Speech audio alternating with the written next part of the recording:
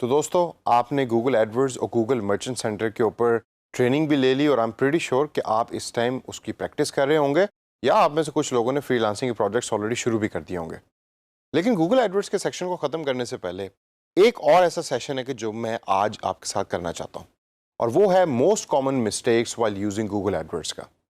ये वो तमाम मिस्टेक्स हैं कि जो हम में से बेतहाशा डिजिटल मार्केटियर्स और फ्रीलांसर्स डेली बेसिस पे कर रहे होते हैं जब भी वो गूगल एडवर्ड यूज़ करते हैं। तो दोस्तों, इस सेशन को ज़रा गौर से सुनिए और कोशिश कीजिए कि ये तमाम मिस्टेक आपके जहन में रहें और आप इनको रिपीट ना करें। सबसे पहली और मोस्ट कॉमन मिस्टेक ये है कि जब आप कोई ऐड गूगल एडवर्ड्स पे बना रहे होते हैं तो you always forget to group the ads. ये ग्रुपिंग एड से मुराद क्या है?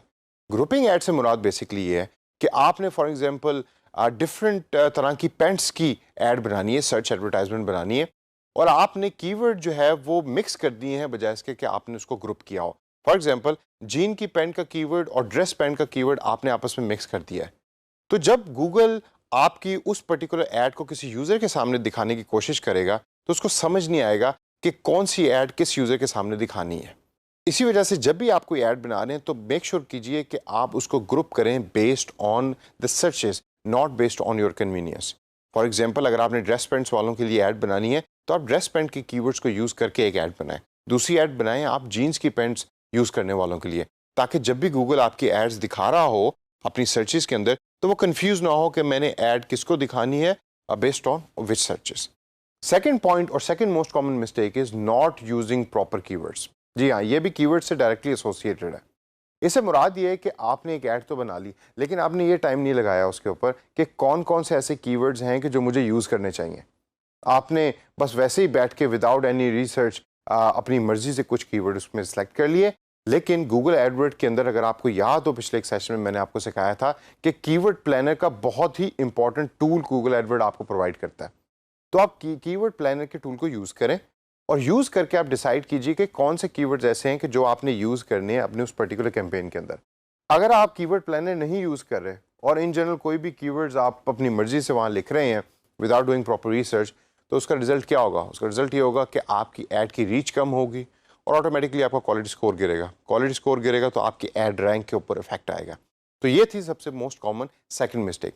तीसरी मोस्ट कॉमन मिस्टेक है नॉट यूजिंग नेगेटिव कीवर्ड्स। इससे मुराद ये है कि आप वो कीवर्ड्स गूगल को नहीं बता रहे जो आप अपनी सर्चेज में यूज़ नहीं करना चाहते। फॉर एग्जाम्पल, आप टाइपिंग क्लास के लेसन्स देते हैं और आप चाहते हैं कि जब भी कोई टाइपिंग क्लास लिखे तो आपकी ऐड उसके सामने पॉपअप हो ताकि वो उसके ऊपर क्लिक कर सके। लेकिन अब किसी ने फ्री टाइपिंग क्लास लिख के टाइप करके गूगल के अंदर सर्च किया है और आपकी ऐड अपीयर हो रही है। अब जब आपका यूज़र उस ऐड पे क्लिक करेगा और आपकी वेबसाइट पे जाएगा और जाके देखेगा कि भाई आप तो फ्री लेसन्स नहीं दे रहे, तो आपका जो लैंडिंग पेज है उसकी रेलेवेंसी आपकी ऐड के साथ कम होगी। इसी वजह से आपको नेगेटिव कीवर्ड इस ऐड की एग्जांपल में फ्री को यूज़ करना है कि ताकि जब भी कोई लिखे फ्री टाइपिंग क्लासेस तो आपकी ऐड उसके सामने अपीयर ना हो, ताकि आपका क्वालिटी स्कोर उसकी वजह से इफेक्ट ना हो सके। तो नेगेटिव कीवर्ड्स को इस्तेमाल करना स्टार्ट से सीख लें और स्टार्ट से उसको किया करें। इसके आगे चल के देखते हैं। अगली जो मेन और मोस्ट कॉमन मिस्टेक है वो है being narrow minded on click through. ये बहुत बड़ा सीरियस प्रॉब्लम है हम तमाम डिजिटल मार्केटर्स और फ्रीलांसर्स के साथ। अच्छा, अक्सर क्लाइंट भी जो है वो इस प्रॉब्लम के ऊपर आपके साथ कंबाइंड होता है और वो भी क्लिक थ्रू रेट को ही देख रहा होता है कि भाई क्लिक थ्रू रेट क्या है। दोस्तों, क्लिक थ्रू रेट के ऊपर आपने अपनी तमाम कैंपेन्स को खाली डिज़ाइन नहीं करना। आप मेक श्योर करें कि आपकी कैंपेन के अंदर कंटेंट प्रॉपर है और जब भी कोई यूज़र आपकी ऐड पे क्लिक कर रहा है तो उसको एक पूरा ओवरऑल एक्सपीरियंस मिल रहा है। Click through rate is not the objective. The objective is कि वो क्लाइंट या वो यूज़र आपकी वेबसाइट पे गया और वेबसाइट पे जाके उसने कोई परचेज़ की या कोई इन्फॉर्मेशन दी, जो पर्पज़ है ऐड का वो अचीव हो रहा है। अक्सर मैंने एड्स देखी हैं कि जिसका क्लिक थ्रू रेट बहुत हाई होता है लेकिन कन्वर्जन रेट बहुत लो होता है। तो आपने फोकस रखना है कन्वर्जन के ऊपर, क्लिक थ्रू पे नहीं रखना। क्लिक थ्रू रेट अगर आपका 2 या 3% से ज़्यादा है तो I think that is well and good enough for Google Edward search campaigns. अब इसे आगे चलें।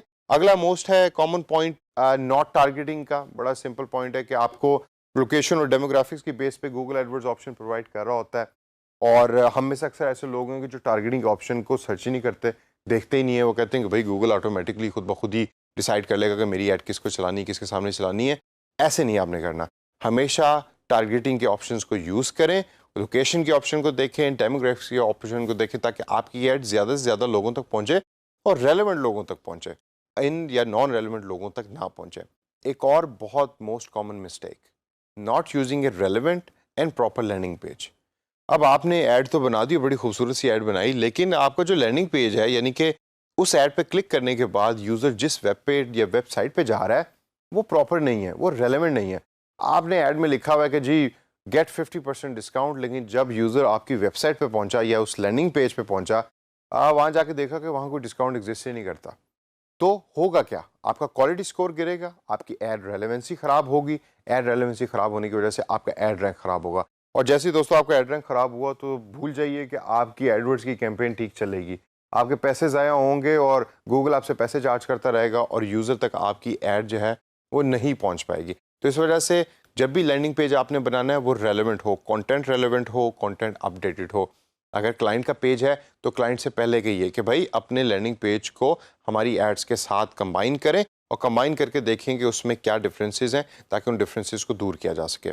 और last point, do not believe in set and forget campaign.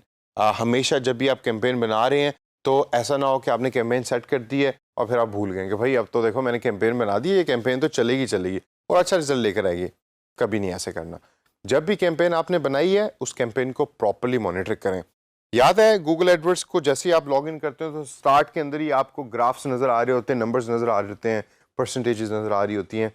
Monitor कीजिए, देखिए कि क्या क्या ऐसी चीज़ें हैं, क्लिक थ्रू रेट क्या है, पे पर क्लिक क्या हो रहा है, आपकी कैंपेन किस तरीके से रन करी और किस जगह पे आपको कैंपेन में चेंजेस लाने की ज़रूरत है। उस सारे को रिव्यू करें और रिव्यू करके साथ साथ उसको चेंज करते रहें। बहुत सारे लोगों को ये मसला होता है कि वो गूगल एडवर्ड्स की कैंपेन को लॉन्च कर देते हैं, लॉन्च करने के बाद कहते हैं कि भाई अब ये मैंने एक हफ्ते के लिए लगा दिए तो एक हफ्ते के लिए इसको भूल जाओ, मैं ज़रा दूसरे क्लाइंट का काम कर लूँ। कभी ना करें ऐसे, रेगुलरली उसको मॉनिटर करें। दिन में से 15 मिनट निकाल लें कि जिसके अंदर आपने कैंपेन्स को रिव्यू करना है और उस रिव्यू के बेस के ऊपर कैंपेन्स को चेंज करें। तो दोस्तों इस सेशन के अंदर गूगल एडवर्ड्स को ख़त्म करने से पहले मैंने मोस्ट कॉमन मिस्टेक्स जो हम डिजिटल मार्केटर्स को और फ्रीलांसर्स को फेस होती हैं उसके बारे में थोड़ा सा जिक्र किया। अब इन मिस्टेक्स को आपने जहन में रखना है और कोशिश करनी है कि जब भी आप फ्रीलांसिंग का काम कर रहे हैं तो ये मिस्टेक्स आप ना करें, वरना क्लाइंट भी खुश नहीं है, आप भी खुश नहीं और ना ही काम करने का मज़ा आएगा।